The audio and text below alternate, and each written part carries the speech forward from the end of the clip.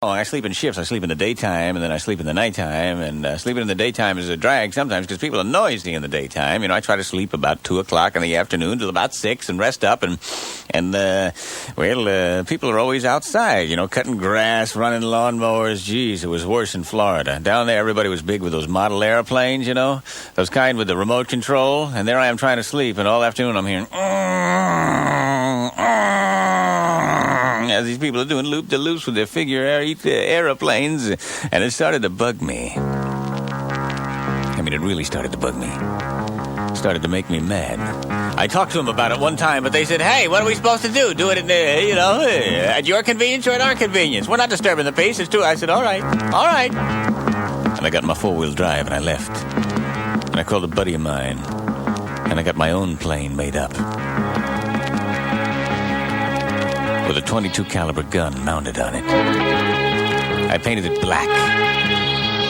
And I put foreboding-looking red crosses on the wings. And I know it was illegal, but I had a super powerful radio transmitter to control this plane.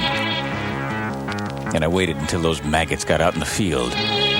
These guys love their planes. They live for their planes. You ever seen one of those clubs? Those people have those remote control planes. They spend thousands of dollars on those planes. They're expensive.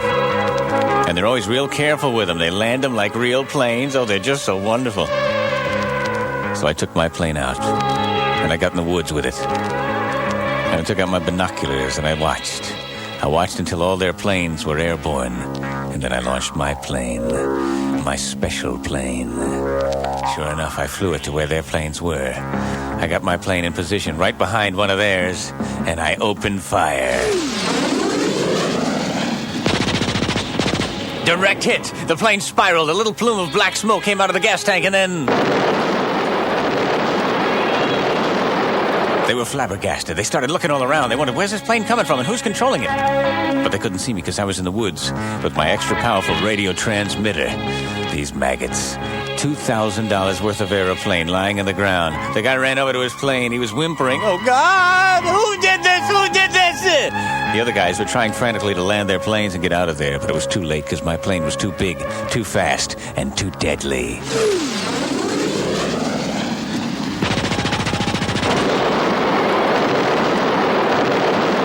After a while, I really got to enjoy it. I got to enjoy the destruction. I was sitting there in the woods with spittle coming out of my lips as I tracked down those planes. The last plane was landing. I couldn't turn around fast enough. The guy picked it up, threw it in the trunk of his car, and he took off.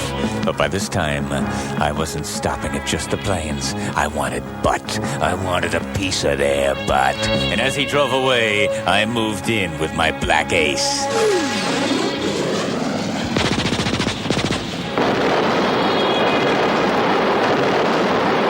Another direct hit on the gas tank. I hit the button for the plane to return, and it wouldn't come back. It just kept flying around. I hit the button for the plane. It still kept going, and then slowly it turned of its own volition. I hit the button for it to decrease altitude, and it increased altitude. And then it started coming straight for me. I hit the stop. I hit the auto-destruct. Nothing. The controls were dead in my hand. It was then that I realized that I could no longer control the plane. It swooped in low and made a diving run at me. Fortunately, I dove into some bushes and I didn't get hit. It was then that I realized the plane had a mind of its own. It was a plane of death, completely out of control. I looked around.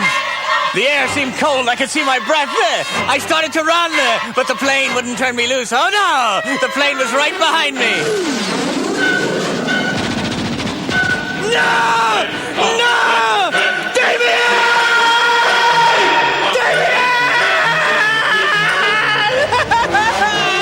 I found where I parked my van, and I climbed inside that thing. I took off, watching the rearview mirror frantically. I didn't see the plane. Maybe I'd lost it. Maybe somehow I'd lost the plane. Maybe somehow I'd gotten away from it. But then I saw it. It appeared behind me. I could see in the hot heat from the highway the plane coming closer and closer. I tried to duck down as the plane made a low pass over my van. It shot out the back window. I strove for control. I had to get near some people. I had to get in public. I had to get away. When all of a sudden, I lost control of my car completely. Unfortunately, I couldn't find the sound effect, so I couldn't make the noise of the car crash. He was disc jockey Borhog in a long story with no way out. But somehow he had to get out because he's on the air, and he knows full well that somehow he's got to get back into music after telling a long story about blowing planes out of the sky. But how? What does he do? Does he have one final explosion where the plane self-destructs? Does he have Damien suddenly realize that he doesn't want to blow this man away because then there won't be any more Damien stories? Or does he simply hit some commercials and say the heck with it? What does he do? What does a boss jock do when he's trapped in a story with no way out? When he's trapped with a live microphone and a cart rack full of sound effects. Damien! Get me out of this story, Damien! Damien! I know what he does. He looks around frantically. He knows he's got sounds of everything in the book. He's a boss jock. He's quick on his feet. He decides, rather than get stuck, he'll take a trip south of the border. And maybe he can hide out in Mexico, where people will forget about the story. The story he started and couldn't finish. The story without a punchline.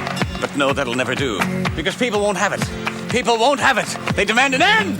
They demand a punchline. And that was our man's dilemma. How to get out.